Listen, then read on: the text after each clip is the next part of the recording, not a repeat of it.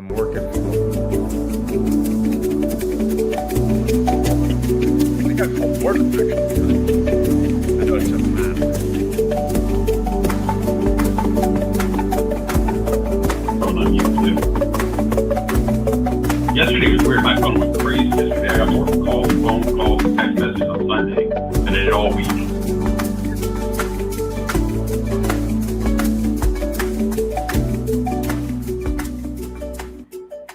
Good morning, welcome. And I thought what I would do is actually start with a clip from last week. If you weren't on last week's show, actually Peter was on and he was talking a little bit about how to buy a car differently. So let's start with that. I'm going to share some details on what Tesla's doing with cars, which is kind of interesting. But here we go. So I think one of the keys, as we talk about making more sales, I think we need to really focus a little bit on making things affordable and finding different ways where maybe even some flexible financing. You know, you brought up the Tesla situation. We've been talking a bit about, rental kind of concepts. And the challenge with some of that is how do you address the insurance and also the potential repairs on the vehicle? So there's a lot of different things that I think we need to look at moving forward with the way things have changed. Fantastic.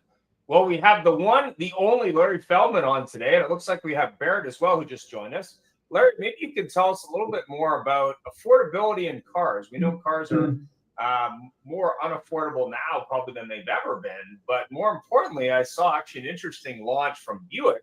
They're launching a minivan that starts at about 80 grand and goes up to over $100,000. And I thought that was an interesting take on the minivan segment. But I also saw an article today that Rolls-Royce's sales are up, which I thought was kind of interesting. But go ahead, Mr. Larry. Well, it's the old thing, the rich get richer. So I don't think the people at the top end of the income spectrum are suffering. Many years ago, dealers realized through an accident with Audi that leasing made sense because if they could sell dealers cars every 3 years instead of every 5 or 6 years, they would profit more, and obviously the dealers would profit more. When you combine that with the monster. So that's a quick clip from the show from last week. So let's get into it. I'm working from a laptop today, so you got to give me a little bit of a break. I got lots of screens going here. 1 second here. So we want to stop. Morning, gentlemen. Morning. Morning. Share this one. Share audio. Share.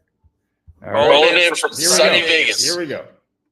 Hey, are you Ian Hennifer, the host of the Auto Hub Show?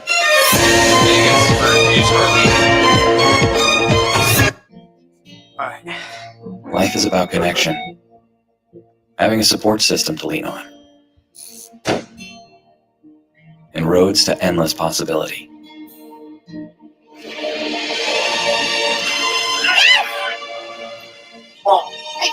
At every turn, guiding the way, we are building the connections that move you.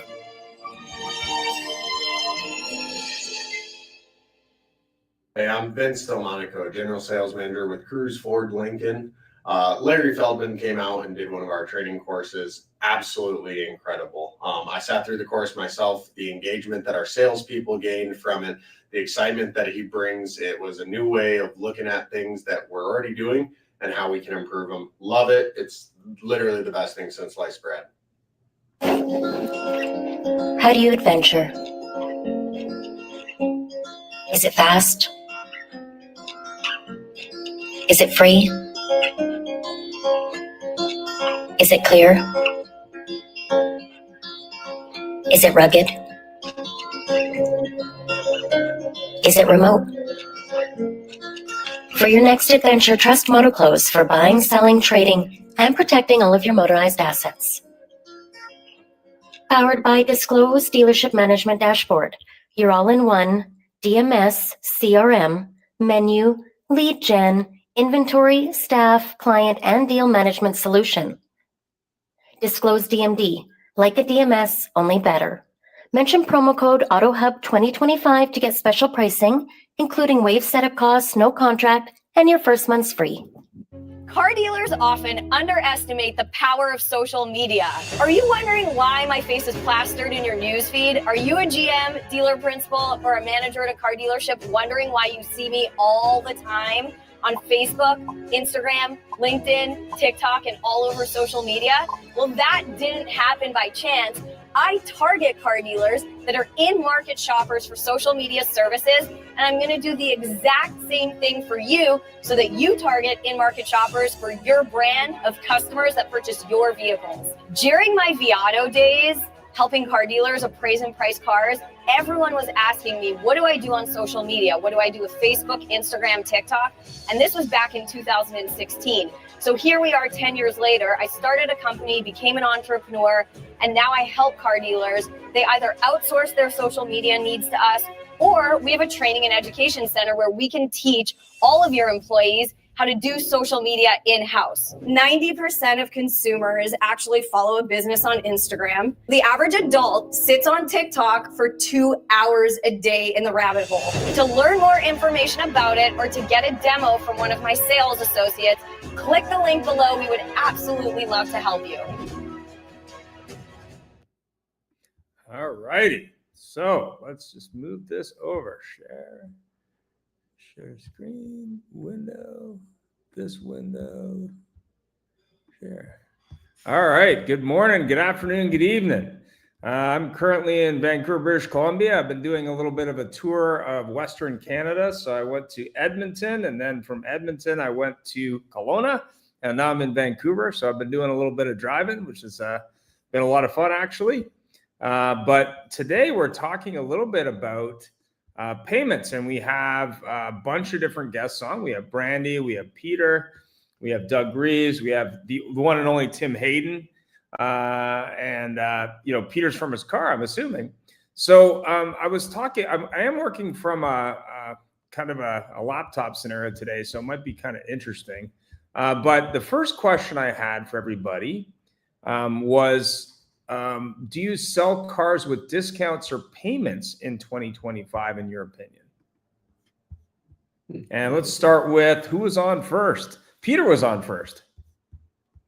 Well, I think there's no way of getting around selling cars with payments. I mean, it's something just everybody's used to, and the discounts are going to be a big play because things are becoming very competitive. So I think it's one of those situations where it's a necessary evil.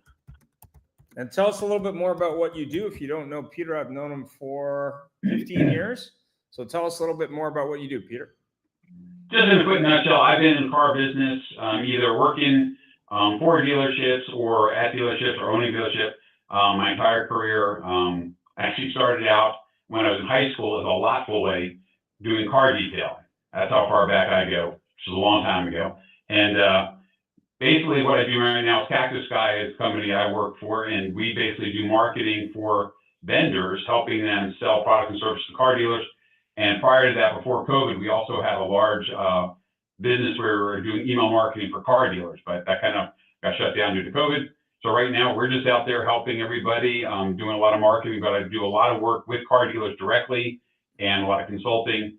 So got a wide variety of experience. So hopefully some of that can help the people on the call. Fantastic. Well, I was actually in Edmonton, and there's the largest Jeep dealer in Canada. And the gentleman who owns that dealership and dealer group, so there's, I think, 8 or 9 rooftops now, he started out washing cars. So they've got the 2-floor showroom. On the top is all these collector Jeeps, which is kind of interesting. And they have a merch store, which is pretty epic, actually. So if you're in Edmonton, definitely check out that store. It's right next to the hotel I stayed at, which was kind of interesting as well. But we have Brandy on today. So Brandy, maybe you could share your thoughts on payments. I know people pay cash a lot for cars, right? Yes, depending on where you are, especially located. I know our cash penetration on the island was as high as 81% at a Mercedes-Benz store that I was there, which really was equivalent to the finance and lease penetration for the country. So definitely depends on where you are. I think for myself, you definitely go to what the client is after. But before we even start talking about discounts, I'm really curious to see what dealers' steps are to start to analyze their prior data before they start giving discounts, whether the client is there or not. And do they have the tools to properly look at the interest in the vehicle? Are they looking at any of the stats of the vehicle's activity before they're assigning or delegating discounts? And so I'm really curious to hear what everybody's steps and protocol is before even looking at discounts or selling styles. Fantastic. So Doug was on next. I know there's a big announcement, Doug. Maybe you want to start with sharing that. Well, yeah, A to Z Sync among, we created a dealership experience platform years ago to enhance the selling of cars, but do more than calculate numbers, but really truly enhance the experience. And we got chosen by Amazon as their tech partner. And there was an announcement today that we will now be offering CPO units from Ford dealers on Amazon. So it's a great next step for us with Amazon. And you know, as the program continues to mature.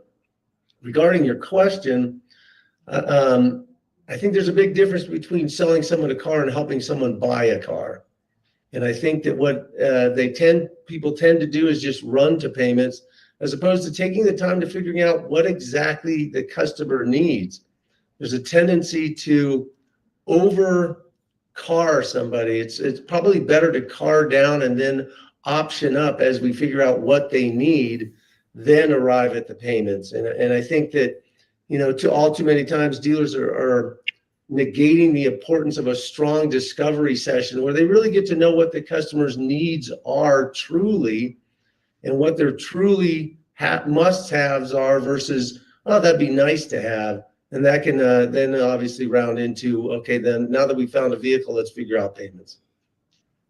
Fantastic. Yeah, I mean, if you're not familiar, Tesla's now announced that they're going to rent you a car for a day, including insurance and charging, for $60 a day, which I thought was kind of an interesting way to look at that. I heard that last week. But we have Tim Hayden on from Texas. Tim, I mean, I know you have nothing to do with data or payments, but maybe you have some thoughts on payments. Thanks, Ian, and congrats, Doug. That's big news. And you know, I think I'll just because I just said Doug. You know what he said about discovery, which is empathy and relevance, right? There is no more of straight line persona. You know, that we know these kind of people buy these kinds of cars. To the point Randy made, depends on where you are in terms of the payment capacity, or back to Doug, the options that they need and want. And, you know, this is really where technologies today with machine learning and with artificial intelligence are creeping in to help dealers fine tune exactly who's in their audience, who's shopping with them right now, and then being able to get a little finer and more exact about what inventory is available. That which they've got on the lot, that which they may have in a network with folks like VinQ and Cars Commerce and is it AutoAcquired.ai? You know, there's a bunch of folks that are kind of subverting the auction market right now too. And in all of the above, when you've got relevance, you don't have to discount anything. You've just got to find the right fit. And in my world, at least, that's where we're taking dealers right now. That's our clients are starting to do that. There's no more discount. In fact, a lot of them are not even going to spend money on media anymore. Or hardly any media money going out the door, because they've got this peer-to-peer relationship with their customers. Again, with empathy and relevance. Interesting. Yeah, I mean, I visited about 35 dealerships in the last couple of days, and I have to comment on a couple experiences. One of the dealers, which happened to be in the Edmonton market, I went in, I said, hey, I'm a podcast, I'm looking for people to interview. He literally rolled up and said, oh, I'm not interested. I said, I'm not selling anything, buddy. I'm looking for someone who wants to do interviews. And he's the general manager. I was like, wow, like, maybe this is the wrong business for you. You don't want to talk to customers or even people who just want to talk to you. It was hilarious to me. But anyway, Peter, what do you think? You're driving, I'm assuming, or taking a break? Vegas for used car week. I'm Okay. just pulled into the hotel, Yeah. the event hotel. It's a big one. There's 1,400 attendees, so it should be interesting. I'm looking forward to it. But getting back to your question about payments and everything, the very first thing that I would say about it is our industry is it's snafu, and we all know what snafu stands for, so I won't repeat it on a friendly show. The it's snafu. We think it's normal, but it's not. Customers want a different experience, and Kelly Reese just said it best. It said she goes to dealerships and after their rebuilds and make sure that everything is in place and done right and everything else, but they don't change the process. The process still remains the same, and it's absolute madness because you build this big beautiful building, this Taj Mahal, and then you go back to 1970s car mentality, and that's where we're at. It's like we can go back 4 generations, and that's how we were all taught, and it keeps trickling down. Yeah, sure, certain things change, but the number one thing that changes, and the number one thing that is getting results, and I'll go to Ford 2.0, and they've launched 4 new stores across the United States. They're launching 3 in Canada, 100 worldwide. They're redefining on how the customer is looked after, and it basically the customer controls everything from any spot, anywhere in the dealership or outside the dealership. The customer gets absolute transparency. Now, Boulevard Ford in Maryland just was the first one to launch, and in their first week, they increased their volume by 35%, and their GP went up by 82%. That was their first week. It's gone up week over week over week for the last 6 weeks. The one thing that's improved in those 6 weeks, without holding anybody hostage, without pleading for anything, they have had a net promoter score of 5.0, perfect score, since they changed over, not asking for any surveys. And they've never had a week where they've had a 5.0 on their NPS. So the customer wants the transparency. The customer wants the ability to talk about payments right off the bat because it's their number one concern. Understand. So, yeah, I mean, it's funny. I was there's a Porsche retailer here in the Richmond Auto Mall. It's one of the largest in Western Canada, and I also at one in Edmonton as well, just to compare. But what surprised me about that store is it's a multi-level store, and they have I think a certified used car floor, but it was just the ability of the staff not only to be friendly, but to basically leave you alone. Like they only are helping you if you're interested in help. They're not jumping all over you. Whereas to compare, I went to a Nissan store in the same auto mall, and how did you hear about our big sale today? I'm like, well, why are you leading with that, dude? Like, what? I don't know who trained you on that, but it was just hilarious. But it was funny because my next question was about the Foursquare system. And years ago, I was doing some training actually in the Vancouver market. As I was asked to train the Foursquare to a group of salespeople. And the thing that was funny about it was I never used that system when I sold cars. I would sell cars based on payment options. So I would basically say, hey, you're buying a car, great. You can lease it, you can finance it, you can prepaid lease it, you can pay cash. Here's a bunch of options, 38, 48, 64, whatever that is, right? But, at the end of the day, that was always how I sold cars. But the question I would have everybody is, do you think the Foursquare system is still useful in 2025? Do you think that system is still something that not only can be used effectively, but still has some value? Let's start with Doug on that. I mean, I doubt you're doing a lot of that, but go ahead. Well, I just think that with technology today, you don't need to rely on an old paper Foursquare. I mean, we all know the levers that can be manipulated to arrive at a payment. I think more importantly is just having a solid intellectual conversation with the customer and saying, look, if this is the car you want and it does meet your needs and you're stuck on this car, all right, then let's look at various ways in which you can acquire this vehicle and open it up to anything and everything. I think too often we they hide behind trying to steal a trade or, bogify some numbers. And really it's in the end, at some point in time, reality is going to hit the customer as to what they can and can't do. So why not just have it at the beginning, have a just solid intellectual conversation, say, look, here's what's available. Let's figure out what we can do. And maybe you can't have the car right now. Maybe that's what you have to recognize is that this new car isn't right for you. Let's switch to a used. Well, 100%. I mean, the thing that was interesting as I visited these different dealers and I looked at sort of the different experiences when I walked in some retailers, and some of them are obviously fancier looking than others, including some in my old neighborhood. I was walking around yesterday a little bit. What was interesting was when I was in Kelowna, which is a small touristy town kind of in BC, was a lot of the dealers had a really interesting process where they had basically a greeter who talked to you before any of the salespeople got to you, which was really interesting, specifically because nobody got missed.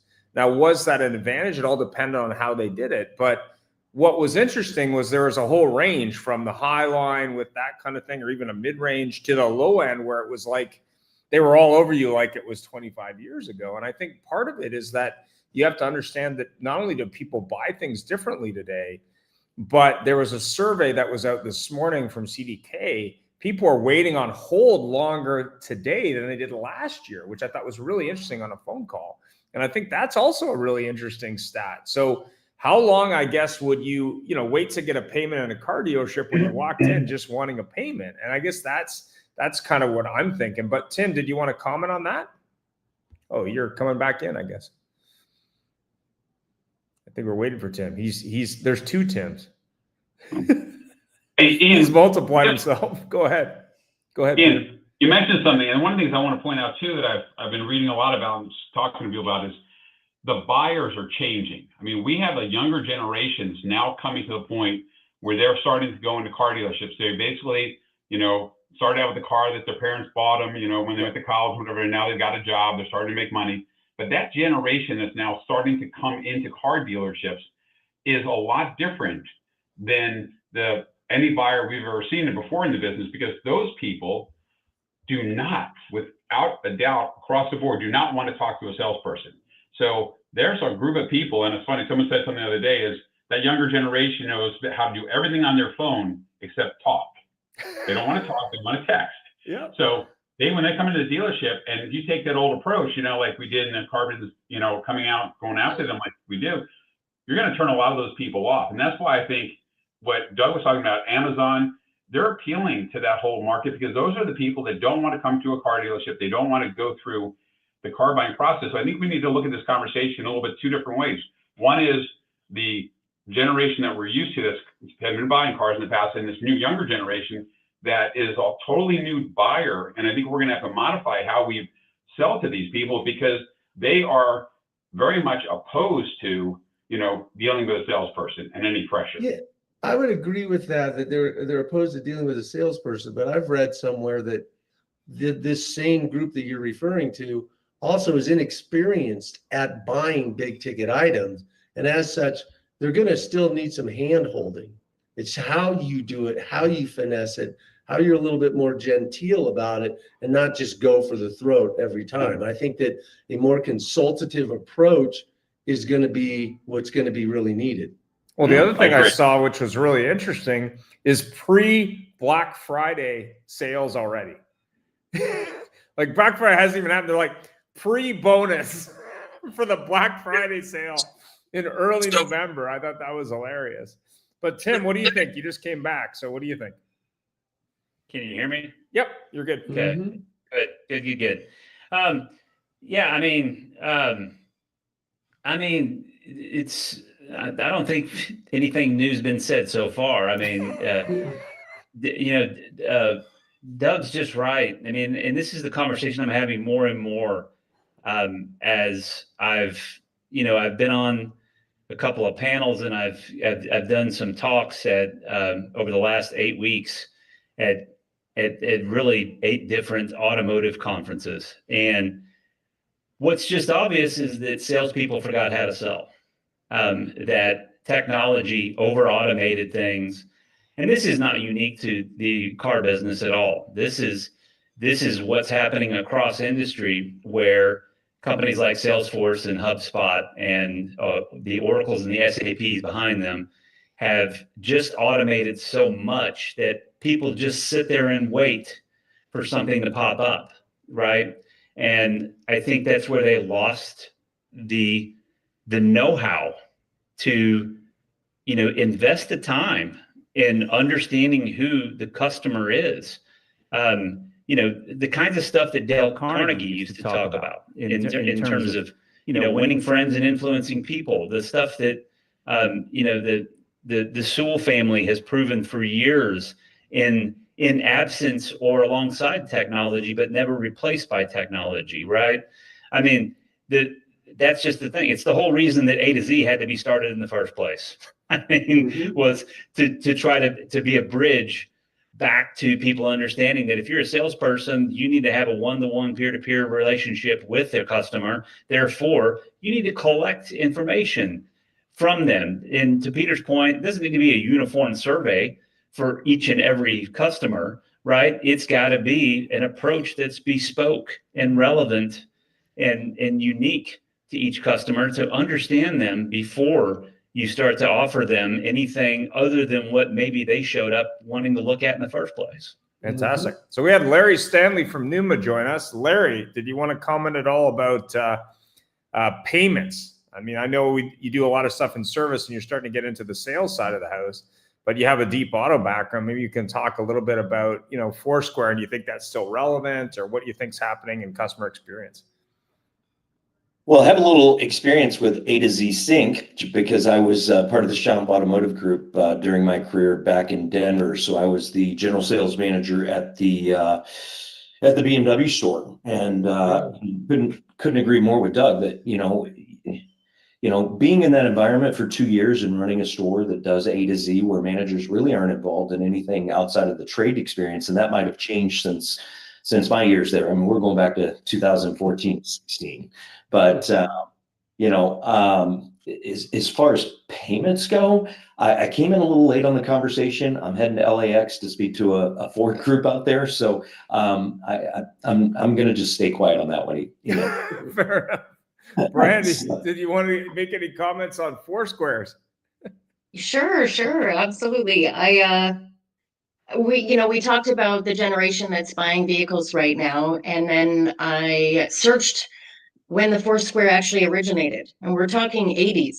Yep. 1980s is when it dates back to. And so the general census from the consumer is not a positive one. I'm not saying that it doesn't work for dealers, but if we're talking about transparency, that's the one thing it lacks.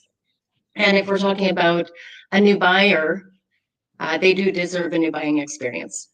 You're not, it's not like a menu. It's like, oh, so did you want steak with that? Here's what it costs. Did you want a monthly payment on that?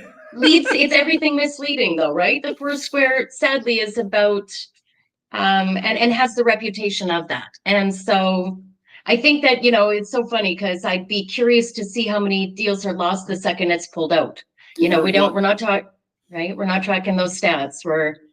We care about our closing ratio and that's it. Where if we look at our process, we could probably. I bought a car literally a couple weeks ago, and they were using it. It's a Chrysler store. They were using a Foursquare 100% on the worksheet, like in 1983. So it was not. It's a process they're still using in 2025. So that's one of the reasons. Here's the thing: I would love to be a customer in that. I'm sorry, but I'd love to fuck with that a little bit. I would play with it like a cat with a mouse and just watch them get uncomfortable. But that's just me. Well, it was an entertaining experience just because I was like, listen, I've been doing this 25 years. So like, yeah, you're really going to pull out a tool that's when I was in high school. That's the tool. I thought that was hilarious.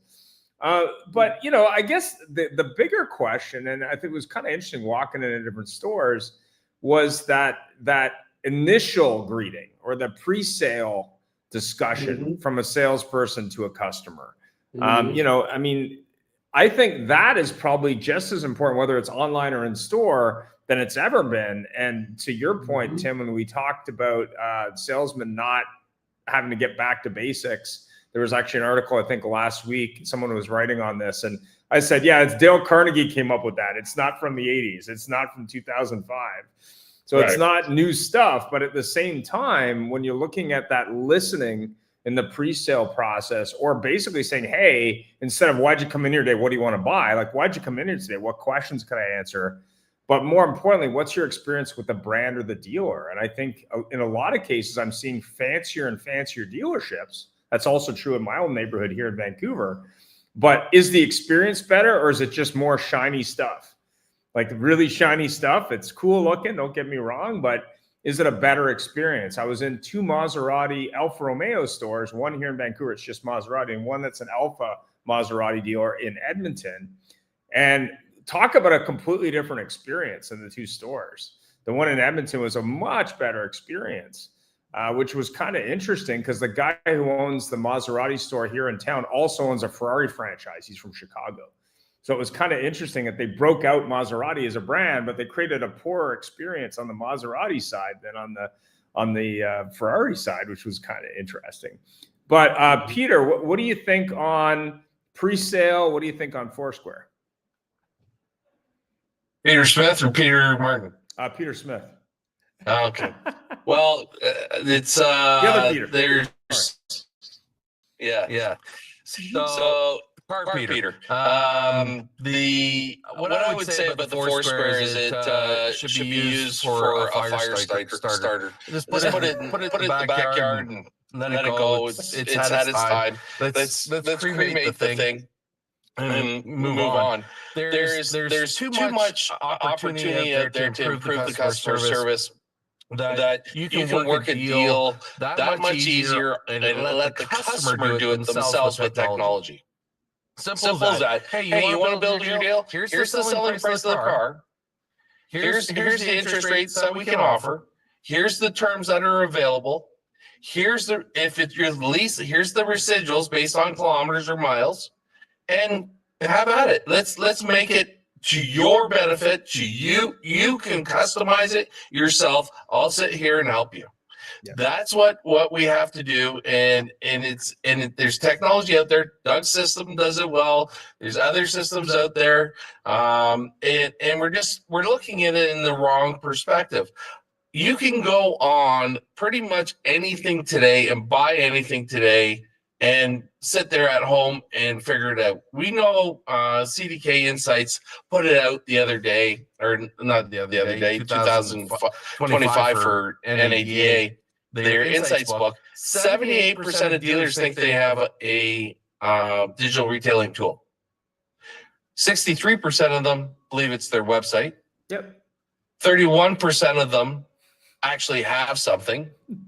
And yet, 2 surveys, one by Business Week, which was 82%, and CarMax at 93%, said customers would buy a car end to end if it was easy online. So we're missing the boat completely. Let's look at Carvana. How well is Carvana doing? They're 100% online. How well has Tesla done as a company? They're 100% online. We'll talk about all the other EV companies as being 100% online as well.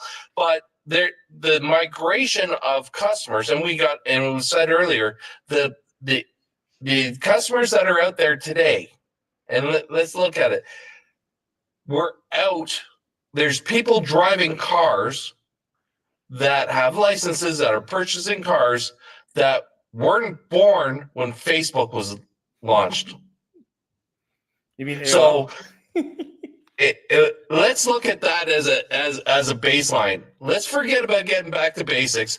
Let's get down to the foundation and change the foundation and start the new skyscraper. We can't build it from the 100th floor down. We can't renovate it. We have to take it down and bring it up again. Fantastic. Yeah, I mean, if you went to a restaurant and said, yeah, you can get the steak, but you must have these add-ons. You must have these features on it. Those are baked in. The fees are there, just so you know. It's kind of like Vegas with their handling charges on food now, I hear. But would you like a knife with that?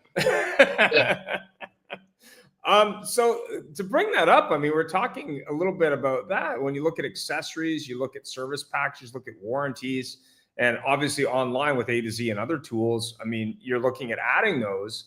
And I'm not sure how good digital retail tools are doing that, because they're not really selling it. They're saying, did you want to add this? Kind of like when you're setting up your flight, you want to add baggage or whatever. I don't know how successful that is.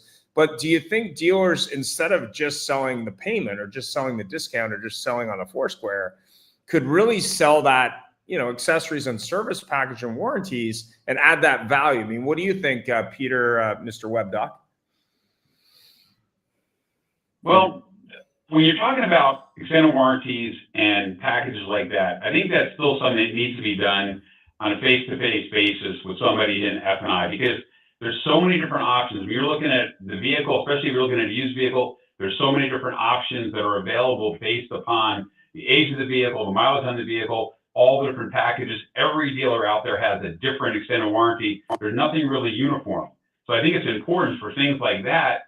Those are pieces of the puzzle that have got to be handled on a one-on-one basis, where you've got somebody who can provide the information. But just play off of something that said earlier, yes, all the information is available, and I agree completely. We have to be transparent, because one of the things I've been seeing and hearing a lot is the consumers that are coming into the dealerships today know more about the car and the whole process than the salesperson. I think that's where we have to spend more time on training the salespeople and elevate that level.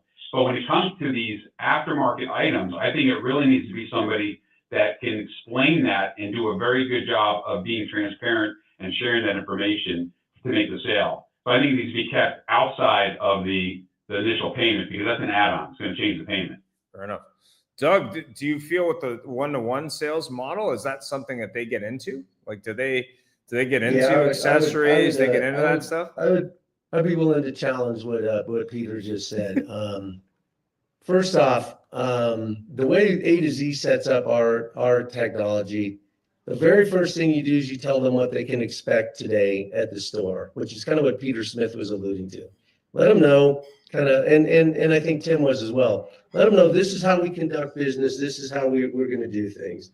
Then the next thing is find them the right vehicle, help them find the right vehicle, help them accessorize it to meet their needs. And then that same person does a great job offering and presenting and selling F&I products.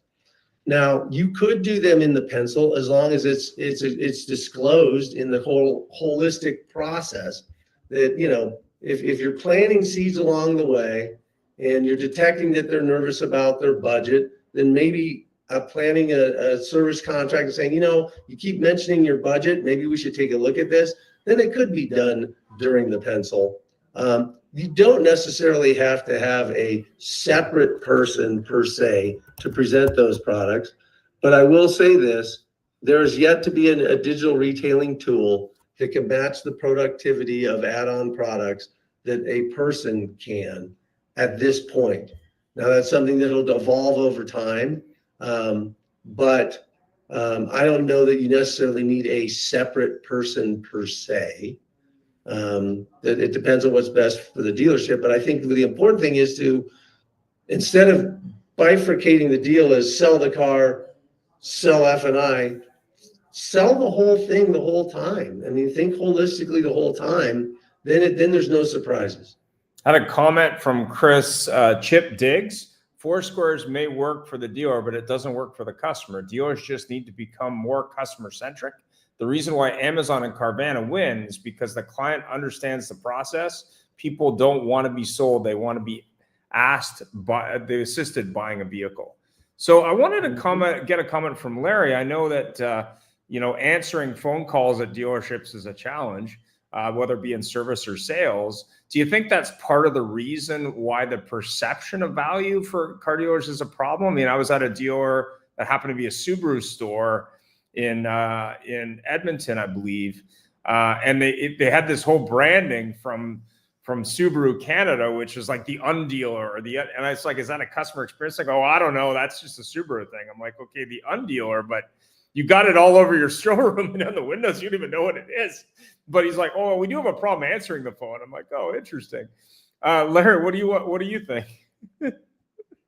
You know, when I got into Numa 4 years ago, I was like, hey, look, you know, sales always answers the phone, right? Like, you know, the call goes out from the receptionist over the pager, or everybody's phones ring at the same time, and, you know, 5 guys or gals are jumping on the phone. But what we're seeing on the sales side is that there are a lot of unanswered inquiries coming in on, you know, vehicles. You know, whether that's a product of our COVID days when inventory was short, customers maybe that bought a car during that time that are ready to, you know, re-up, you know, don't know that the inventories are busting at the seams, right? Yeah, it's a problem. Our dealers know it's a problem.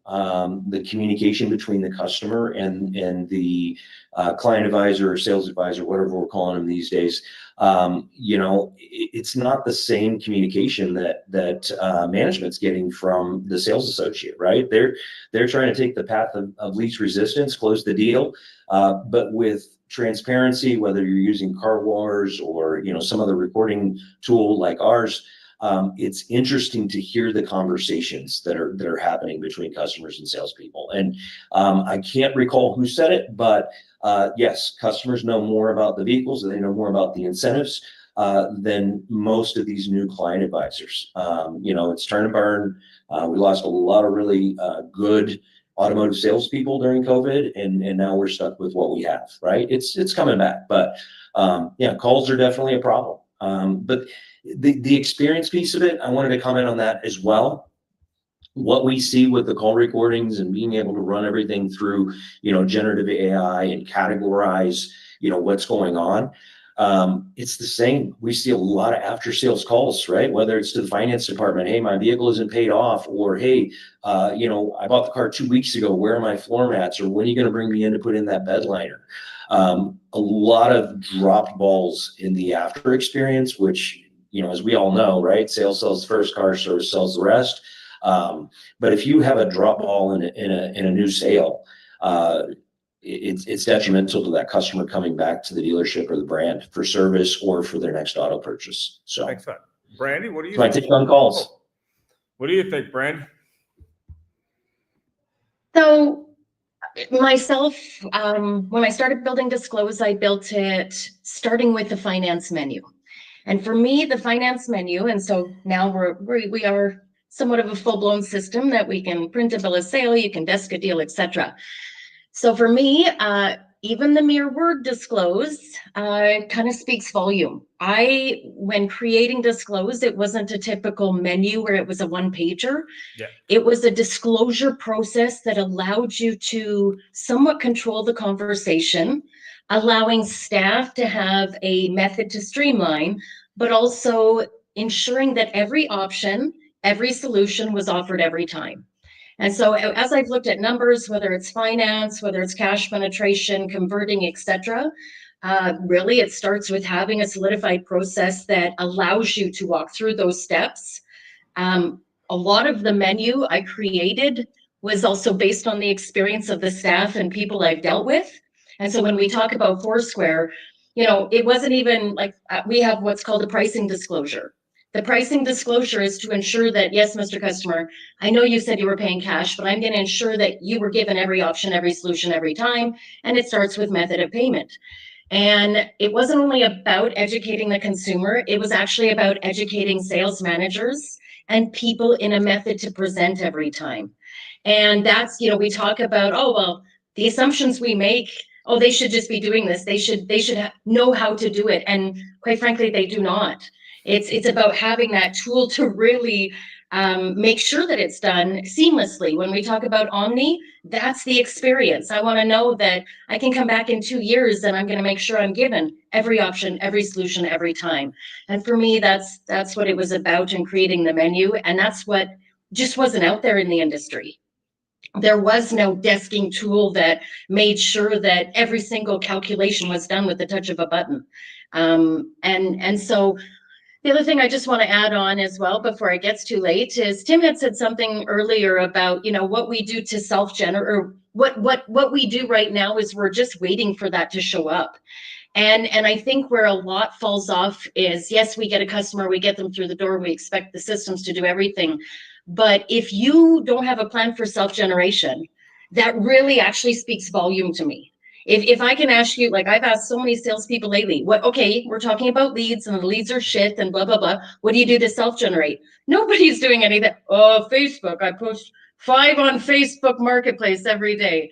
Nobody's in, sales has changed so much, and it breaks my heart a little bit because sales used to be about community, getting out there, self-generating, retaining, taking it as a career. And I feel like so many sales staff now, it's just that crossover. So that's my 2 bets. Fantastic. Tim, what do you think? I mean, obviously, I've been in a lot of dealerships. I was even asked by a salesman, do you do sales training? And I said, no, but clearly you need some. Yeah. No, I mean, it's I've got a script. It's never in the same order whenever I'm meeting with a dealer principal, a general manager, or, hopefully more people around the table. And I'll just start with, do you know who your highest lifetime value customers are? I'll start with that. And they'll tell me, they usually will say, hey, we've got, these 4 families that go to church with us that come in and buy a truck every 18 months. That's table stakes, right? That's usually the dealer principal who says something like that. But the next thing, I'll look around the room and I'll say, how many vehicles did you sell over $80,000 last year? And somebody will have a number to give me. And then I'll say, perfect. How many of those customers did you take out for lunch over the last year? And the room goes silent. And I've said that again and again. I love talking to Ford or Chevy dealers and asking them about really expensive trucks or big SUVs and saying, how often do you send a birthday card to the people who bought those things? And they say, we don't, right? We have an email that goes to them on their birthday and gives them a discount on an oil change. All right, wrong. It's not about the transaction. It is not about that. The transactions come if you fortify the relationship and if you show people that you give a shit about them beyond them coming in to test drive a car or bringing one to your house, no matter how fancy you think that is. The bottom line is, it's not about the vehicle. It's about them trusting you and wanting to know that you're there when something goes wrong or when they see that they have something on your lot that they want.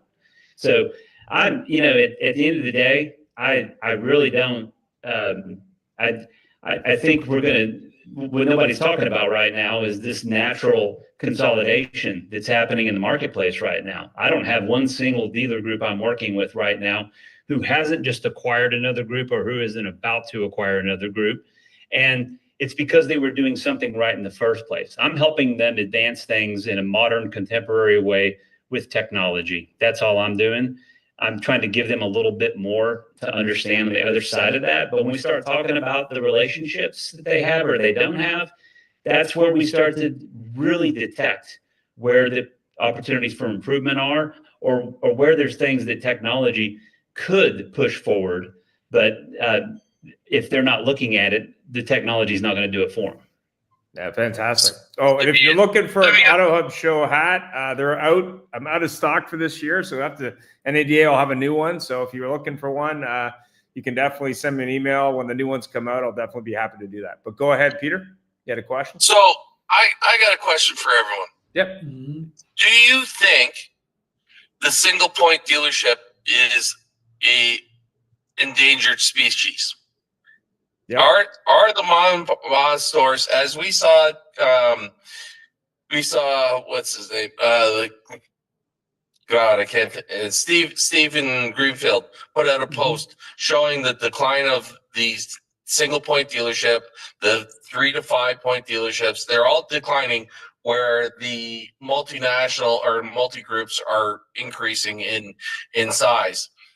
Do we think, and I'll refer back to Home Depot for a second, Agent Orange. Agent Orange came in and killed everything in the mom and pop hardware store era. And there's very few mom and pop hardware stores around now.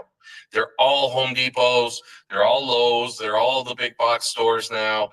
Is that going to happen in the automotive industry in the next 5, 10, 20 years? What do we think the timeline is going to be? Well, I think And for a with new car technology, franchise, technology, that's going to accelerate it because technology is accelerating at the rate of doubling at 6 months. So what's the timeline, do we think? Well, I think that the used car lot, no, but the new car franchise, I think that's already declining. I know a few that own 1 or 2 stores, but I think when you look at just the consolidation in major city markets, you're seeing a lot of dealers who had, say, 3 to 5, 5 to 7, even going, someone gives me enough money, I'm out. And I think that's really where it's going, because they just can't compete with the systems and the technology and the process. I think that's really what it comes down to. And that's also true in the restaurant space. I mean, these individual restaurants, they're having a hard time. A restaurant I've been going to when I lived in Vancouver for over 20 years, he's having to change his business model, and he's a 3-generation Greek restaurant owner because he has to get innovative. So it was very interesting. What do you think, Larry Stanley? You're muted, by the way. We see it all the time. Like, you know, with having 1,500 clients out there right now, 3 to 4 buy sells a week, where our stores that have, you know, 1, 2, 5, even 20 stores are being consumed by these larger groups. So I'm 5 years or less is my prediction. 5 years or less. Interesting.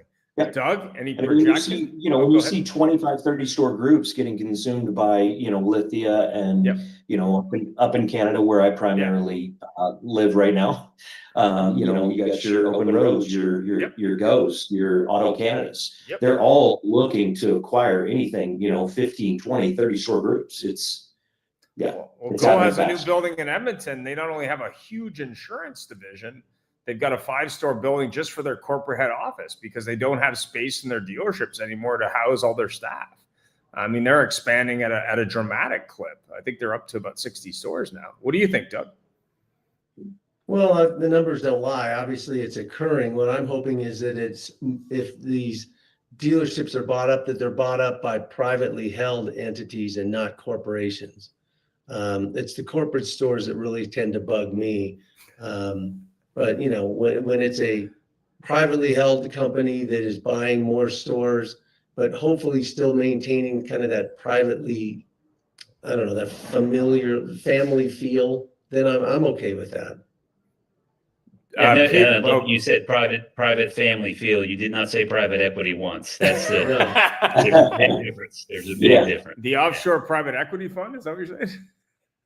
Or the local private equity fund. I mean, I'm just saying you need everyone that I mentioned earlier. I didn't mention anybody's name, but those that we're working with, the 5 groups that we're working with, it is the family.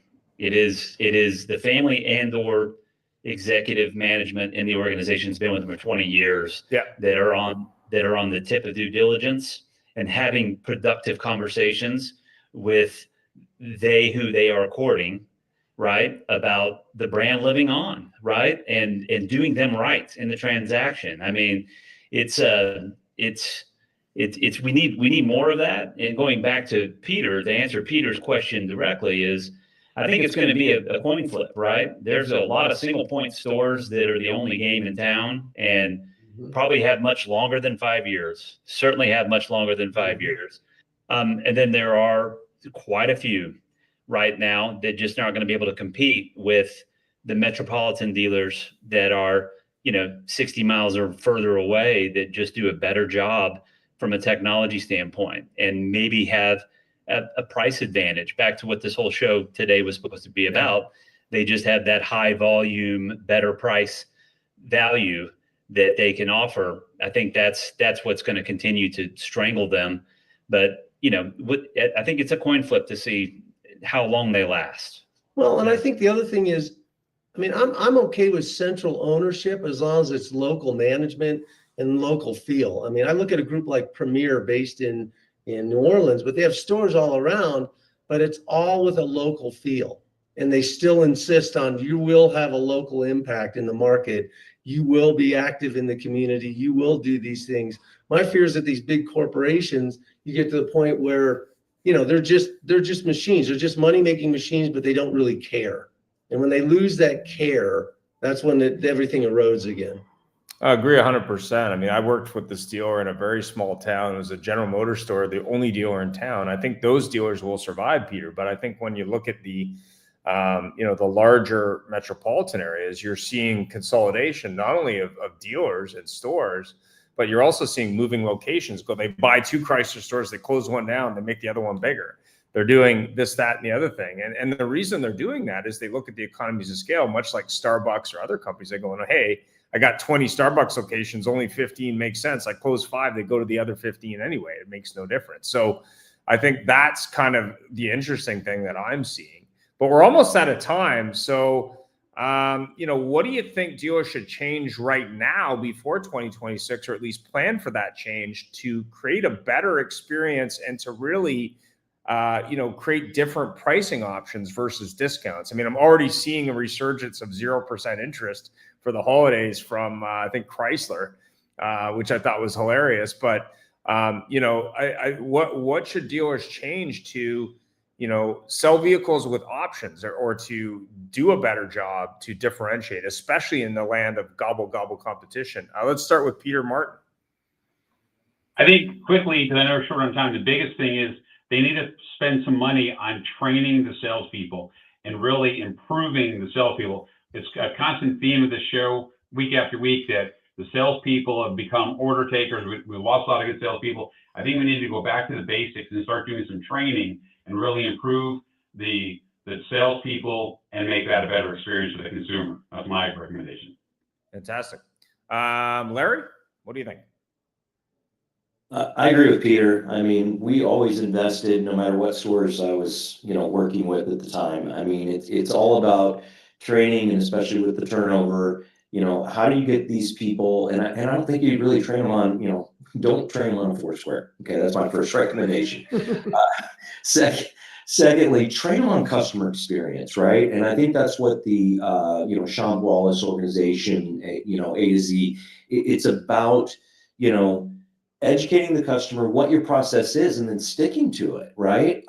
Even as a general sales manager with Sean, if the customer was standing up at the front desk being greeted on a Saturday and we had no salespeople, it was a manager's job to go up and say, look, we've been one price for 30 years. This is why, right? This is what's going to happen today in the sales experience.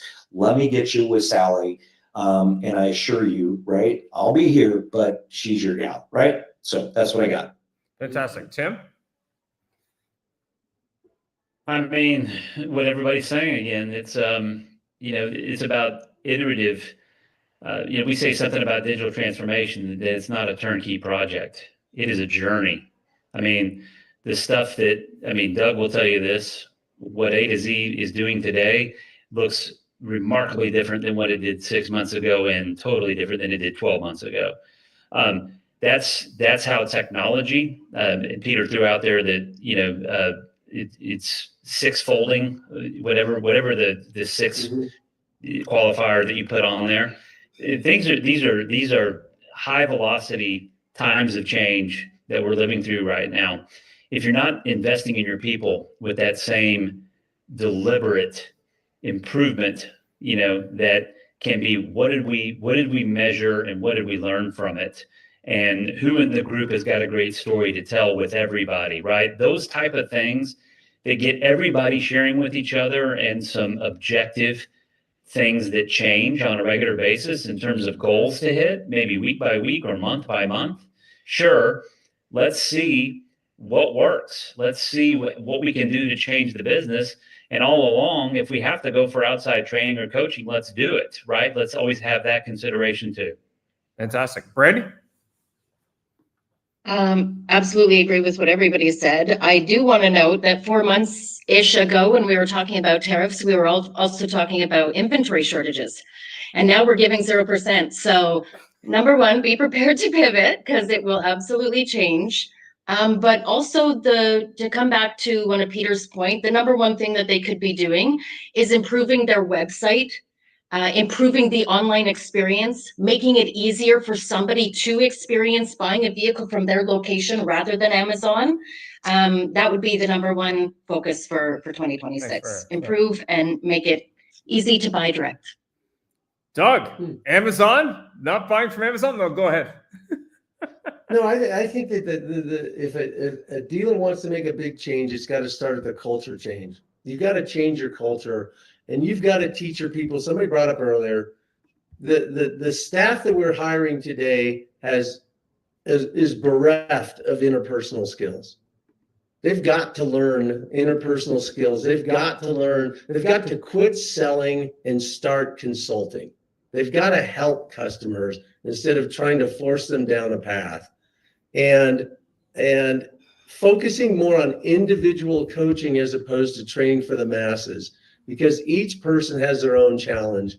Find out what that challenge is and work with that individual. But I think if you focus on everything except moving metal, the metal will move itself. Thanks for that. Peter, last comment, and enjoy Used Car Week. Say hi to the boys there when you're there. Go ahead. I think you're muted or something. Can't hear a damn thing. You're still muted. Oh, now you're muted again. I don't know. Well, Peter, you can we can't hear you, buddy. It's all good. We're out of time. Have a good conference. Bye for now. Bye. Thank you. Adios.